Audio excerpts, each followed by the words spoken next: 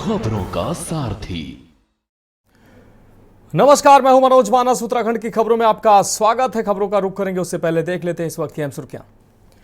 देवभूमि में हरित चारधाम यात्रा को लेकर धामी सरकार ने कसी कमर। सीएम धामी ने व्यवस्था को लेकर अधिकारियों को दिए दिशा निर्देश। कैबिनेट विस्तार से पहले भाजपा ने जारी की जिलाध्यक्षों की सूची। बीजेपी ने 17 जिलों में नए जिलाध्यक्षों की घोषणा की। 2 जिलों पर अब भी सस्पेंस बरकरार। राज्य में डेस्टिनेशन वेडिंग को बढ़ावा देने को लेकर सीएम पुष्कर सिंह धामी ने अधिकारियों को दिए निर्देश। कहा, पीएम ने डेस्टिनेशन वेडिंग के लिए प्राथमिकता देने का आग्रह किया। यूपी में उत्तराखंड पुलिस की बड़ी कार्रवाई। कई आईपीएस समेत 300 पुलिसकर्मियों ने मारा छापा। 25 लोगों की गिरफ्तारी। हरिद्वार में अवैध पटाखा फैक्ट्री में भीषण विस्फोट। मकान के ओड़े पर खदशे, अंदर मौजूद मालिक का उड़ा हाथ। और होली पर बिगड़ेगा मौसम का मिजाज। ऊंची चोटियों पर बर्फ, जो नैनीताल में हल्की बारिश के आसार।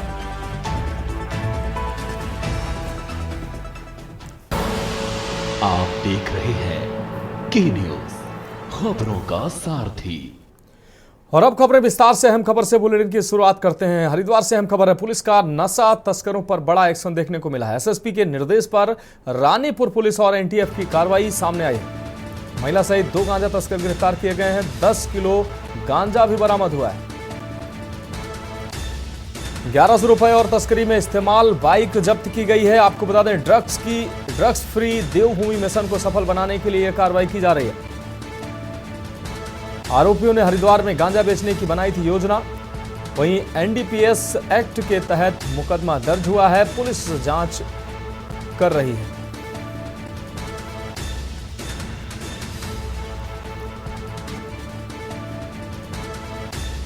आरोपियों ने हरिद्वार में गांजा बेचने की योजना बनाई थी, जिस योजना को नाकाम किया है पुलिस कर्मियों ने। एनडीपीएस एक्ट के तहत मुकदमा पंजीकृत कर पुलिस जांच में जुटी है। अगली हम रिपोर्ट का रुख करते हैं। उत्तराखंड के मुख्यमंत्री पुष्कर सिंह धामी ने सचिवालय में आगामी चारधाम यात्रा की तैयारियों को लेकर बैठक की है। मुख्यमंत्री ने कहा कि उत्तराखंड की चारधाम यात्रा पर देश और दुनिया की नजर रहती है। यात्रा को सुगम और सुरक्षित बनाने के लिए हर स्तर पर कार्य किए जाएं। यह यात्रा राज्य की लाइफलाइन है और आर्थिकी का एक बड़ा माध्यम है। पिछले साल की यात्रा में आई चुनौतियों को ध्यान में रखते हुए आगे की योजना पर कार्य किए जाने के निर्देश अधिकारियों को मुख्यमंत्री ने दिए हैं। साथ ही यह भी सुनिश्चित किया जाए कि श्रद्धालुओं को अनावश्यक रूप से परेशानी न हो। चारधाम यात्रा मार्गों में श्रद्धालुओं के लिए हेल्थ स्क्रीनिंग टेस्ट की समुचित व्यवस्था की जाए। इसके साथ ही पशुपालन विभाग समय पर घोड़े खच्चरों का स्वास्थ्य परीक्षण भी करे। साथ ही यात्रा मार्ग पर घोड़े खच्चरों के लिए भी पर्याप्त संख्या में गर्म पानी और चारे की व्यवस्था उपलब्ध रहे। यात्रा शुरू होने से पहले सकरे मार्गों का चौड़ीकरण और जिन स्थानों पर सड़क निर्माण से संबंधित कार्य चल रहे हैं उन्हें जल्द पूर्ण कर लिया जाए। यह सुनिश्चित किया जाए कि यात्रा मार्गों पर श्रद्धालुओं को अनावश्यक रूप से रुकना ना पड़े। आपको बता दें कि उत्तराखंड में 2025 के लिए एक बार फिर चारधाम यात्रा शुरू होने वाली है। इसके लिए बसंत पंचमी पर चारों धामों में से एक श्री बद्रीनाथ धाम के कपाट खोलने की तारीख की घोषणा कर दी गई।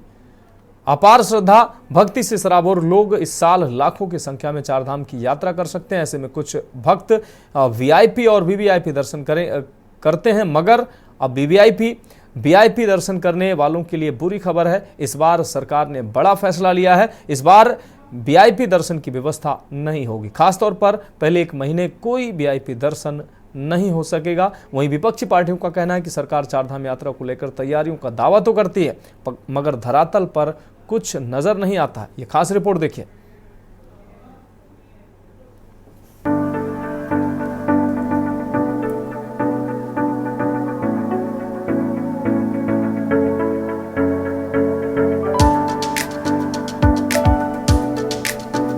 मुख्यमंत्री पुष्कर सिंह धामी ने सचिवालय में आगामी चारधाम यात्रा की तैयारियों को लेकर बैठक की।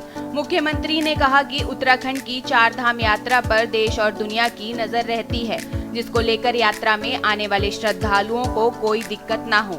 चारधाम यात्रा मार्गों में श्रद्धालुओं के लिए हेल्थ स्क्रीनिंग टेस्ट की समुचित व्यवस्था की जाए। इसके साथ ही पशुपालन विभाग समय पर घोड़े खच्चरों का स्वास्थ्य परीक्षण भी करे। साथ ही यात्रा मार्ग पर घोड़े खच्चरों के लिए पर्याप्त संख्या में गर्म पानी और चारे की व्यवस्था उपलब्ध रहे। यात्रा शुरू होने से पहले संकरे मार्गों का चौड़ीकरण और जिन स्थानों पर सड़क निर्माण से संबंधित कार्य चल रहे हैं उन्हें पूर्ण किया जाए। वहीं चार धाम यात्रा में आने वाले वाहन चालकों को अब ग्रीन कार्ड के बिना एंट्री नहीं मिलेगी। इस बार ऑनलाइन बुकिंग व्यवस्था को और भी सुगम बना दिया है। देहरादून आरटीओ सुनील शर्मा ने बताया कि चार धाम यात्रा के लिए 1 माह पहले ही ग्रीन कार्ड जारी किए जाएंगे। पीली प्लेट की जितनी भी गाड़ियां हैं उनके लिए ही ग्रीन कार्ड बनाना जरूरी होगा, चाहे वे प्रदेश की हों या बाहरी। आरटीओ सुनील शर्मा ने बताया कि ग्रीन कार्ड एक फिटनेस सर्टिफिकेट है। बिना फिटनेस के वाहन चालकों को ग्रीन कार्ड नहीं मिलेगा। चार धाम यात्रा हमारे राज्य की आर्थिकी का और लोगों के व्यापार का और मैं कहूँ तो चार धाम यात्रा उत्तराखंड राज्य के लिए लाइफलाइन है। ये यात्रा अच्छी हो, हर दृष्टि से जो आने वाले यात्री हैं, श्रद्धालु हैं, उनको भी कम से कम परेशानियों का सामना करना पड़े। पिछले सालों के जो अनुभव रहे हैं उसके आधार पर आज समीक्षा की गई है, क्योंकि पूरे देश के श्रद्धालु चार धाम यात्रा में आते हैं, उनकी यात्रा सुरक्षित भी हो और जो यात्रा में ज़रूरी अवस्थापनाएँ हैं, अन्य सुविधाएं हैं, यात्रा की तैयारियां आज उसकी समीक्षा की गई है। और अब ये लगातार हमारे सभी जिलाधिकारी और सभी विभागों के लोग लगातार यात्रा को सुचारू रूप से चलाने के लिए निरंतर इसमें अनवरत रूप से समीक्षा करते रहेंगे और तैयारियां करते रहेंगे। लेकर के सभी को बड़ा संकल्पित किया है और सभी के अंदर बड़ी शक्ति प्रदान की है, ऊर्जा प्रदान की है, ताकि हम चार धाम यात्रा सुचारू रूप से चलाएं। बड़े अच्छे सुझाव लोगों के आए, सभी अधिकारियों के आए और निश्चित रूप में ये आने वाली चार धाम यात्रा जो है बड़ी सुचारू रूप से चलेगी और बड़ी सरलता से चलेगी। और इसके अंदर सारी व्यवस्थाओं को हमने देखा है। इसमें लोकल जो हमारे टैक्सी वाले हैं, मिनी बस ऑपरेटर्स हैं, उनका भी सहयोग हमें चाहिए, तीर्थ प्रवृत्तियों का सहयोग चाहिए, होम स्टे का सहयोग चाहिए, होटलियर्स का सहयोग चाहिए और सभी का सहयोग मिलेगा तो निश्चित रूप में हमारी चार धाम यात्रा सफल होगी। देखिए, चार धाम यात्रा में कोई भी कॉमर्शियल वाहन जाता है जो पीली प्लेट का वाहन है, चाहे वो बस हो, चाहे वो टैक्सी हो, मैक्सी हो, टेम्पो ट्रैवलर हो, चाहे वो उत्तराखंड का हो या उत्तराखंड के बाहर का हो, उसको ग्रीन कार्ड लेना आवश्यक है। ग्रीन कार्ड एक फिटनेस सर्टिफिकेट है। बिना फिटनेस करे हुए ग्रीन कार्ड इशू नहीं होता है। छोटी गाड़ी की 400 रुपये फीस होती है, बड़ी गाड़ी की 600 रुपये फीस होती है। उसकी फिटनेस होने के बाद उसको ऑनलाइन ही ग्रीन कार्ड इशू कर दिया जाता है। मुख्यमंत्री पुष्कर सिंह धामी ने बैठक ली। इससे पहले 5 फरवरी को हुई बैठक में पहले ही तय किया जा चुका है कि इस बार वीआईपी दर्शन की व्यवस्था नहीं होगी। वहीं चारों धामों में हर बार लाखों की संख्या में आम श्रद्धालु चारों धामों में दर्शन करने आते हैं, जिनको मौसम की मार, रोड की दुर्दशा, चारों धामों में अव्यवस्थाओं से 2-4 होना ही पड़ता है। वहीं विपक्षी दलों को भी सरकार को घेरने का पूरा मौका मिल जाता है। और हो भी क्यों ना, जब सब सही होगा तो कोई बोलेगा भी क्यों। इस वजह से सरकार कामों की बात कर रही है और विपक्ष कमियों को गिनवाने का काम। हम यात्रा को लेकर के सरकार बिल्कुल भी गंभीर नहीं है। पिछले साल हमने देखा कि चारधाम यात्रा में अव्यवस्थाओं के कारण हजारों श्रद्धालुओं को बिना रजिस्ट्रेशन के ही वापस लौटना पड़ा। स्वास्थ्य सेवाओं का अभाव हमने देखा, जिस कारण बहुत से श्रद्धालुओं की जानें भी चली गई थी। और जिस तरीके से आपने देखा चार धाम क्षेत्रों में जो जाम लगा, उससे अव्यवस्थाएं और हावी हुई। और इस बार भी सरकार चार धाम की तैयारियों को लेकर बातें तो बड़ी बड़ी कर रही, लेकिन धरातल पर व्यवस्थाएं नजर नहीं आ रही हैं। और अभी जो रजिस्ट्रेशन और डेस्टिनेशन पॉलिसी सरकार लेकर के आई है, उसका विरोध शुरू हो गया है। जो हमारी ट्रेड यूनियनें हैं, जो होटल एसोसिएशन है, जो टैक्सी एनर्स एसोसिएशन है, चार धाम महापंचायत है, उन्होंने महापंचायत की घोषणा कर दी है। तो सरकार चारधाम यात्रा में जो भी व्यवस्थाएं सुधारना चाहती है वो युद्ध स्तर पर सुधारनी चाहिए।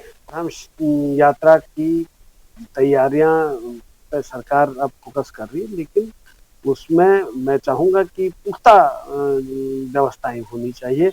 जो कमियां पिछले सालों रही हैं उन पर थोड़ा सी एक्सरसाइज करके उनको दुरुस्त किया जाए, ताकि जो भी हमारे यहाँ पर तीर्थाटन के लिए आते हैं जो लोग, उनको समुचित सुविधाएं प्राप्त हो सके। और ये सरकार का दायित्व है कि उनको अच्छी सुविधाएं मुहैया कराएं। जो हमारी पिछली चारों धाम यात्रा रही वो बहुत ही सफलतापूर्वक पूर्ण हुई है। कुछ जो थोड़ी बहुत कमी आई थी उन सब चीज़ों को भी देखते हुए और आगामी जो चारों धाम यात्रा हमारी होने वाली है उसको भी लेकर आज सचिवालय में बैठक भी हुई है। लगातार हमारे यशस्वी मुख्यमंत्री श्री पुष्कर सिंह धामी जी अपनी नज़र बनाए हुए हैं और हमारे यहाँ पूरा उत्तराखंड तीर्थ पर्यटन पर ही डिपेंड होता रहता है और चारों धाम हमारे यहाँ वास करते देवभूमि उत्तराखंड को कही जाता है। तो इन सब चीज़ों को देखते हुए चार धाम यात्रा जो शुरू होने वाली है उसकी व्यवस्थाओं को लेकर लगातार हमारे मुख्यमंत्री श्री पुष्कर सिंह धामी जी गंभीर हैं और उसको लेकर लगातार बैठक का दौर जारी है। आपको बता दें, सरकार चार धाम यात्रा में अपनी तैयारियों में जुट गई है। आप भी तैयारी कर लें। अगर आप देवभूमि आ रहे हैं और इस यात्रा का हिस्सा बनना चाहते हैं तो गंगोत्री और यमुनोत्री धाम 30 अप्रैल को अक्षय तृतीया के अवसर पर खुलेंगे, जबकि बद्रीनाथ धाम 4 मई को खोला जाएगा। केदारनाथ धाम के कपाट खोलने का शुभ मुहूर्त भी बता दिया गया है। केदारनाथ धाम के कपाट 2 मई को सुबह 7 बजे खोल दिए जाएंगे। बैसाख मास मिथुन राशि वृष लगन में विधि विधान से कपाट खोले जाएंगे। Uttarakhand desk report.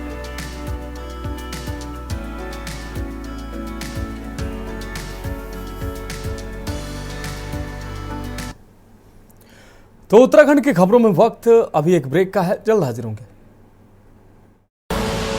आप देख रहे हैं ब्रेक के बाद खबरों में एक बार फिर से आपका स्वागत है। रुक करेंगे अगली अहम खबर का। नैनीताल के भीमताल के नौकुचिया ताल में हेलीपैड निर्माण कार्य पूर्ण होने के बाद नागरिक उड्डयन मंत्रालय भारत सरकार की तरफ से हरी झंडी मिलने के बाद हेलीकॉप्टर सेवा का संचालन शुरू कर दिया गया है, जिससे भीमताल को पर्यटन के क्षेत्र में एक नई दिशा मिलेगी। जिला प्रशासन द्वारा नौकुचिया ताल में क्षेत्रीय संपर्क योजना के तहत 85,55,000 रुपए की लागत से 900 स्क्वायर फीट क्षेत्रफल में एक हेलीपैड बनाया गया, जिसमें एक हेलीकॉप्टर उतारने की क्षमता है। डीजीसीए के अधिकारियों की तरफ से हेलीकॉप्टर उतारकर हेलीपैड का ट्रायल किए जाने के बाद आज देहरादून से मुख्यमंत्री ने वर्चुअल माध्यम से इस हेली सेवा की शुरुआत की है। इस मौके पर भीमताल के विधायक सहित कई सामाजिक लोग इस वर्चुअल उद्घाटन में शामिल हुए। देहरादून से मुख्यमंत्री द्वारा इसकी शुरुआत वर्चुअली माध्यम से मुख्यमंत्री का आभार जताया गया। इस मौके पर देहरादून से पूर्व राज्यपाल भगत सिंह कोश्यारी की पहली सेवा के जरिए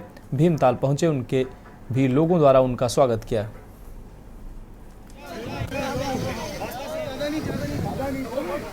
चताल भीमताल वासियों के विशेष आग्रह पर मैंने माननीय मुख्यमंत्री जी से निवेदन करके यहाँ पर हेली सेवा प्रारंभ की है और हमारे लोग सीधे अब यहाँ से देहरादून से नौकुचिया ताल यहाँ पर हेली यात्रा कर सकते हैं। और जो भी टूरिस्ट बाहर का आएगा वो अगर मेरे नौकुचिया ताल में उतरेगा तो निश्चित नौकुचिया ताल में भी रुकेगा और भीमताल भी जाएगा और दूसरे हमारे जो पर्यटक स्थल है वहाँ भी जाएगा। तो हमारे लिए बड़ी गर्व की बात है और हमारे क्षेत्र के लिए गर्व की बात है, मेरी भीमताल विधानसभा क्षेत्र के लिए गर्व की बात है कि हमारे आग्रह को माननीय मुख्यमंत्री जी ने स्वीकार किया है और नैनीताल जिले के लिए जो ये हेली सेवा की सौगात दी थी उसको मेरे भीमताल विधानसभा क्षेत्र में क्रियान्वित किया। इसके लिए मैं मुख्यमंत्री जी को धन्यवाद देना चाहता हूँ।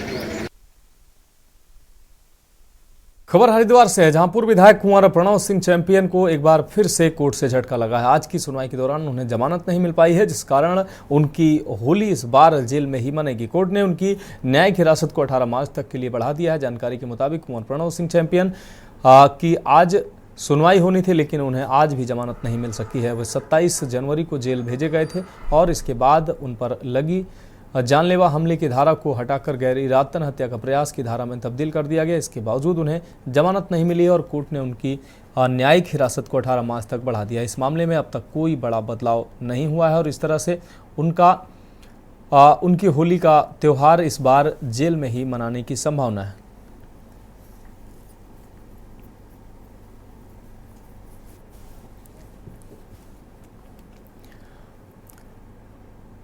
उत्तराखंड हाईकोर्ट ने हल्द्वानी के बनभूलपुरा दंगे में शामिल 22 अभियुक्तों की डिफॉल्ट अपील में दायर जमानत प्रार्थना पत्रों पर सुनवाई के बाद कोर्ट की खंडपीठ ने भोला उर्फ सुहेल, जावेद सिद्दीकी, जावेद कुरैशी, शहनवाज रईस, अहमद अंसारी, अब्दुल मजीद सहित अन्य 18 को पुलिस द्वारा समय पर चार्जशीट पेश नहीं करने के आधार पर उन्हें डिफॉल्ट का लाभ देते हुए जमानत पर रिहा करने के आदेश दिए गए। कोर्ट मजिस्ट्रेट के उस आदेश को नियम विरुद्ध माना, जिसमें पुलिस को चार्जशीट पेश करने के लिए अतिरिक्त समय दिया गया, जबकि दंगे के मुख्य आरोपियों की जमानत अभी नहीं हुई है।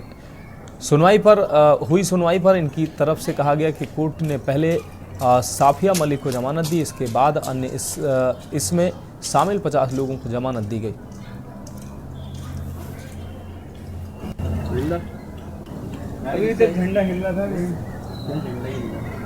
आपको जानकारी होगी कि बनभूलपुरा में एक दंगा हुआ था। उस दंगे में जो है पुलिस विभाग द्वारा सैकड़ों निर्दोष लोगों को फंसा दिया गया था। तो उनकी तरफ से, उनमें से कुछ लोगों की तरफ से अब आज याचिकाएं, जमानत याचिकाएं लगी थी।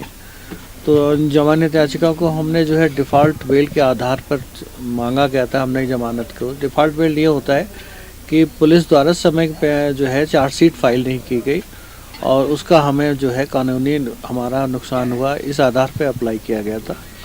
तो वर्तमान में लगभग 22 मुलजिम थे जिनकी तरफ से जमानत याचिकाएँ लगाई गई थी। FIR संख्या 21 है, तो इसमें जमानत याचिकाएँ लगी थी। तो इसमें माननीय उच्च न्यायालय ने सुनवाई तो परसों कंक्लूड हो गई थी, जजमेंट रिजर्व कर लिया गया था। तो आज जजमेंट डिलीवर हुआ। तो माननीय उच्च न्यायालय ने हमारी इस बहस को स्वीकार करते हुए पाया कि पुलिस द्वारा जो है जो चार्जशीट विलंबता फाइल की गई है और माननीय मजिस्ट्रेट ने जो उनको समय बढ़ाया है चार्जशीट फाइल करने का, वो अवैध है, इलीगल है। अतः इस आधार पर जो है सभी अभियुक्तों को जमानत पर रिहा करने का आदेश जारी किया है। तो बनभूलपुरा दंगे के आरोपियों को बेल मिली है। दंगे में शामिल 22 लोगों को बेल मिली है। हाईकोर्ट से हल्द्वानी दंगे के 22 लोगों को बेल दी गई है।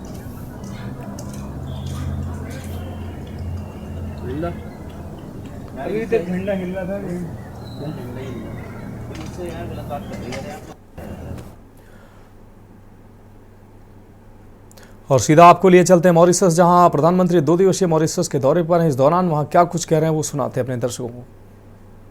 यहां की मिट्टी में कितने ही हिंदुस्तानियों का, हमारे पुरखों का खून पसीना मिला हुआ है। हम सब एक परिवार ही तो है। इसी भाव के साथ ही प्रधानमंत्री नवीन राम गुलाम जी और कैबिनेट के साथी यहां हम सभी के बीच उपस्थित है। मैं आप सभी का अभिनंदन करता हूं।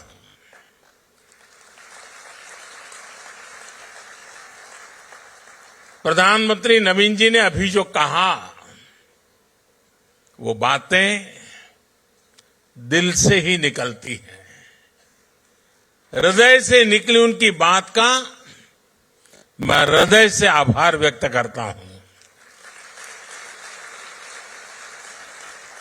साथियों, मॉरिशस के लोगों ने,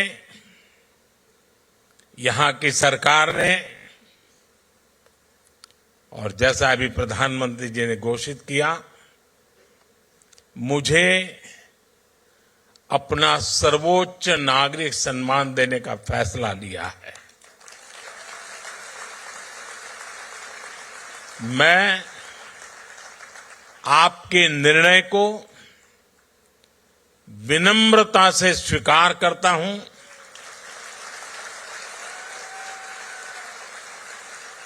ये भारत और मॉरिशस के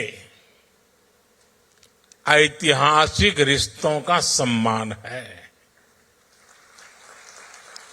ये उन भारतीयों का सम्मान है जिन्होंने पीढ़ी दर पीढ़ी इस धरती की खूब सेवा की। आज मॉरिशस को इस ऊंचाई पर लेकर आए हैं। मैं मॉरिशस के हर नागरिक का, यहां की सरकार का इस सम्मान के लिए आभार व्यक्त करता हूं।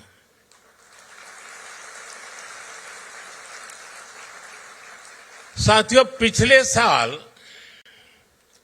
नेशनल डे के अवसर पर भारत की राष्ट्रपति जी चीफ गेस्ट थी। ये मॉरिशस और भारत के रिश्तों की मजबूती को दिखाता है और 12 मार्च को नेशनल डे के रूप में चुनना अपने आप में हम दोनों देशों के साझा इतिहास का प्रतिबिंब है। ये वही दिन है जब महात्मा गांधी ने गुलामी के विरुद्ध दांडी सत्याग्रह शुरू किया था। तो फिलहाल खबरों में अभी के लिए मेरे साथ इतना ही। मुझे दीजिए इजाजत और आगे आप देखिए के न्यूज इंडिया का विशेष कार्यक्रम मंथन हमारे प्रधान संपादक दुर्गेन चौहान जी के साथ। आप देख रहे हैं के न्यूज, खबरों का सारथी।